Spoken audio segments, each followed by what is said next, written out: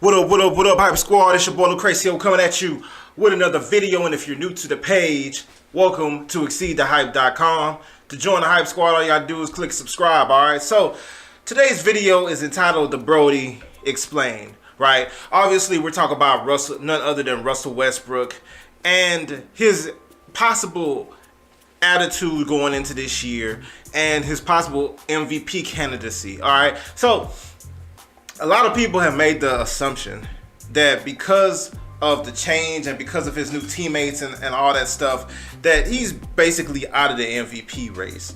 That, you know, the Thunder will be better as a team, but his individual numbers will go down, will trend downwards, and he won't be, you know, the dominant player that he was last year. And I'm here to tell you that's not necessarily the truth, right? So, Russell Westbrook last year obviously had a career year, 30 points a game, 10 rebounds a game, 10 assists a game, right? So he averaged the triple-double, the thing that most people thought was one of those things that happened back in the day that would never, ever, ever happen again, right? Most people believed that that was never going to happen again.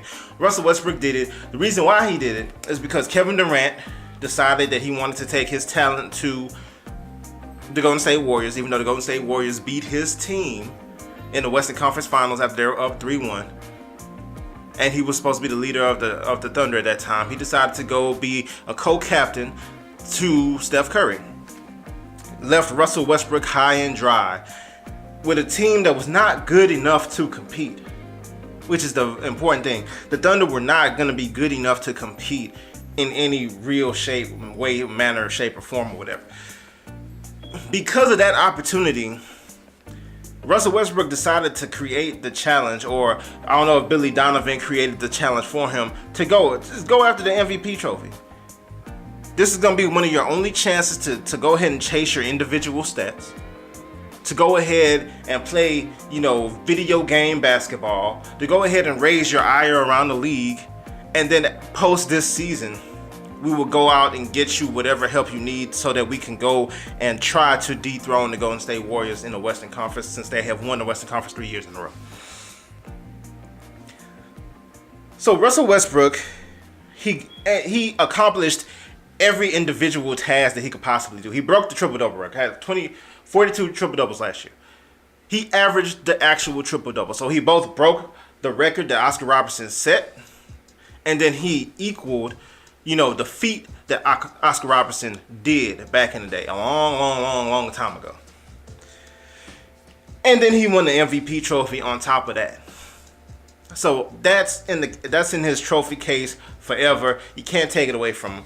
Of course, they lost in the first round versus the Houston Rockets, who was way deeper. They had a better coaching strategy, and they just had more players. They had better players on the Houston Rockets team, players who were more intelligently crafted around their star James Harden. Whereas Russell Westbrook had like Victor Oladipo, somebody who can't really space the floor for him either, somebody who attacks in a similar way, and as the year went on, became a more similar player to Russell Westbrook than necessarily a good complementary player to Russell Westbrook. Even when you watch Victor Oladipo now, you can see the heavy Russell Westbrook influence on this game, especially when you compare it to how he was in Orlando. So, team wasn't really built around Russell Westbrook the way the Rockets were built around James Harden. He accomplished everything he can accomplish last year. So what happens this year? This year, first, they pull off a miracle. Everybody's trying to trade for Paul George. LeBron wants Paul George bad because he feels like that's going to be the missing piece to try to equal the Golden State Warriors. Everybody wants Paul George. The Lakers want to trade for him, but they think they can sign him in the offseason. Everybody wants Paul George. The Thunder step in. They give up their young Sabonis, and they give up Victor Oladipo, somebody who didn't fit well with Russell Westbrook anyway, but somebody who still has star potential. They trade them to Indiana. They get Paul George. Everybody rejoices. Oh, man, we got Paul George. Great. Even though in your heart you want to believe that that was enough to kind of put them in an upper echelon, you kind of think, I mean, it's going to help them a lot, but let's slow our roll a little bit. You know, Golden State still has 4 All-Stars. You know, OKC has 2 now. They may be a 4th seed, 5th seed, or whatever, but it's not going to put them over the top. Sam Presti has more magic in the hat. He goes and he takes Enes Kanter and Doug McDermott. Doug McDermott is somebody who, even though he had an outstanding college career in the NBA, he cannot get minutes. He cannot get consistent minutes on the court in the NBA. This is Doug McDermott. This is the same Doug McDermott that they traded for. Doug McDermott, Enes Kanter. Enes Kanter is one of the biggest defensive liabilities in the league, even though he's slowly starting to trend towards getting better. But he's one of the biggest defensive for somebody who gets consistent minutes. They turned that into Carmelo Anthony. Carmelo Anthony had been poo-pooed. Carmelo Anthony, once again, I said this in video after video after video. Carmelo Anthony is one of the best offensive players in the league in this moment. Still. They turn that into Carmelo Anthony, and then we start to see the tide start to change a little bit in the way we think about OKC. So now you got 2 All-Stars. Your front court, Carmelo Anthony, Paul George, Steven Adams. Steven Adams is also somebody who has the ability to be a monster in any playoff series. I do think Russell Westbrook needs to back off the rebounds a little bit. Let Steven Adams get more involved in the game. So you have Steven Adams, you have Carmelo Anthony, you have Paul George. Then you have the defensive Andre Robertson, somebody who could be an all-star type defensive or all-NBA type defensive player. Somebody who can be all those things. You also have a rookie, Terrence Ferguson, who we have to watch and see what he's going to become. And then you also have, more depth and people like Ray Felton who can come off the bench and possibly help you out a little bit. You have Patrick Patterson, who you went out and got. You got depth now. You got people who can do things, who can defend, who can shoot threes, who can spread the floor for you. You have more weapons. So why does that necessarily mean it's going to reduce what Russell Westbrook can bring? No, it doesn't reduce what Russell Westbrook is going to be able to bring to the table. What it does, it changes what Russell Westbrook will bring to the table. It just changes it around. He doesn't need to go out there and get 30 points. He doesn't even really need to go out there and get the 10 rebounds. What he needs is those assists. What I think Russell Westbrook is going to do, I think his game is going to change dynamically. He's going to go out and try to get 20 assists per game. Per contest, he's going to go out and try to create so much offense for his teammates that he gets close to 20 assists every game. What that's going to result in is going to result in better teammates. It's going to make his teammates better. Andre Robertson, once again, needs to improve that three-point shot. There's no excuse. You need to improve that three-point shot. The free throws are ridiculous. Look at his stats. Go back, look at his career stats. His first year in the NBA, he shot 75% from the free throw line. I don't understand why he's such a bad free throw shooter now. If you shot 75% free throws at some point in your NBA career, that means you have the ability to make free throws. So they need to fix that, first of all. Andre Robertson needs to be able to knock down an open three-point shot.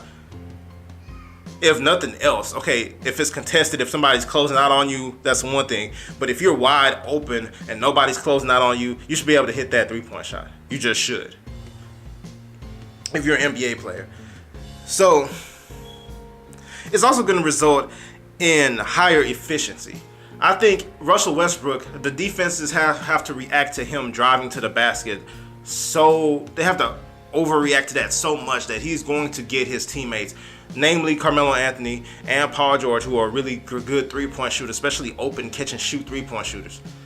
He's going to get them very open shots. They're going to shoot very, very good three-point percentages this year, or percentages from the field in general. Very, very efficient. Once again, you have a point guard who could put Carmelo Anthony in positions to finish, where it's not necessarily you have to create, you have to do this, you have to do this.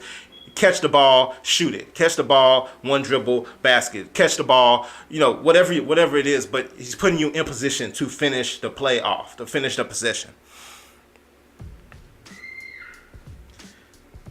After Russell Westbrook is able to make his teammates better, and he's able to make his teammates more efficient from the field, they're going to end up beating the Warriors. I said this in one of my other videos.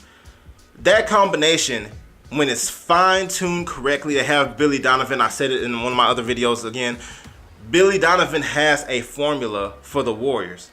Now, whether or not he always has the best players to play and execute that formula is one thing. Now he has the players. Let's see if that formula that he runs against the Warriors works. I personally believe it does. It's going to take a season of execution, a season of defensive execution of all the switches off ball and all that stuff. The whole season getting used to playing that style of basketball to do it. But I think this team will be set up to do it. And I think Russell Westbrook has another chance at the MVP trophy. Reason why, you don't necessarily have to have 30 points a game to win an MVP. Not necessarily. You can win an MVP off of, like we saw Nash. Nash averaged, 16 points in one season? 16 points and over 10 assists. And he got an MVP trophy. He got 2 of them. You don't the only recipe for an MVP trophy is not 30 points a game. The recipe for an MVP trophy is, first of all, team success. Another thing is you have an advantage because the team that's probably most likely going to have the best record in the Western Conference has Kevin Durant and Russell Westbrook and Steph Curry, who tend to even each other out, to X each other out, cancel each other out when it comes to these MVP talks. So if the Thunder can get inside that second seed, that's one alleyway to getting that MVP trophy again.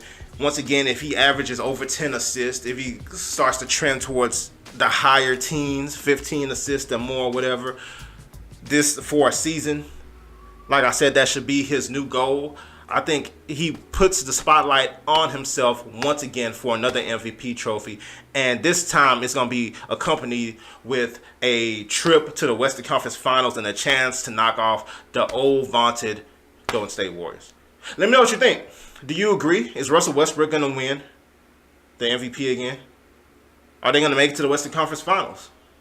Can they beat the Golden State Warriors? Let me know down below in the comment section.